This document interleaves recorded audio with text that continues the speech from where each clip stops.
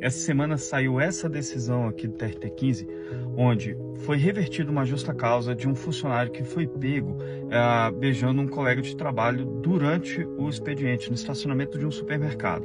Esse caso ele é curioso porque ele fala de duas situações específicas. Uma, regimento interno, e outra, sobre a aplicação das medidas disciplinares. Ficou constatado o seguinte, que a empresa até tinha regimento interno, mas a demissão por justa causa foi desproporcional.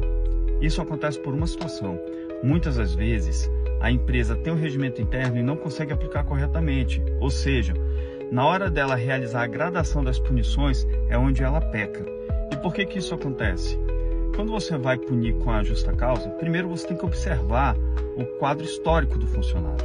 Você vai olhar se você aplicou corretamente as advertências, se ele tem um quadro de suspensões também, e se aquela medida que vai ser adotada de justa causa, ela realmente se enquadra para o momento. Tendo ali um histórico de advertências, suspensões, certamente esse beijo que era proibido pelo regimento interno teria sido devidamente fundamentado, com o histórico do funcionário lá com mau comportamento, né?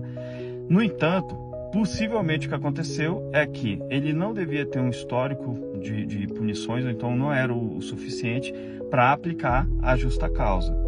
Então, nesse caso, houve uma desproporção na questão da punição aplicada ao empregado. E aí você me pergunta, então eu não posso demitir imediatamente um funcionário por justa causa se, por exemplo, ele furtar a minha empresa? Aí é diferente, você tem que observar a gravidade do fato. Se o funcionário agride um colega de trabalho, se ele pega e furta a empresa, ou até mesmo rouba a empresa, facilita algumas situações para que a empresa seja roubada, furtada, enfim, aí você está falando de uma situação muito grave. Agora, beijar um colega de trabalho durante o expediente de trabalho não é uma medida grave ao ponto de ter que rescindir o contrato por justa causa, por se tornar insustentável e por ter ocorrido ali uma quebra na confiança entre as partes.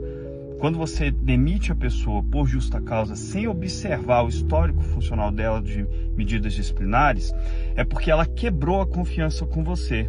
E isso é muito importante de ser analisado na hora de aplicar uma punição contra um funcionário da sua empresa. E aí você me pergunta também, então como que eu aplico corretamente uma punição? Você vai observar, ele praticou algo que foi contra o regimento interno, você vai observar o histórico dele e vai aplicar. Se ele não tiver uma advertência, aplica uma advertência. Se o caso for de uma suspensão, né, faltou o trabalho e de forma injustificada algumas vezes, você vai lá e aplica uma suspensão. E assim você vai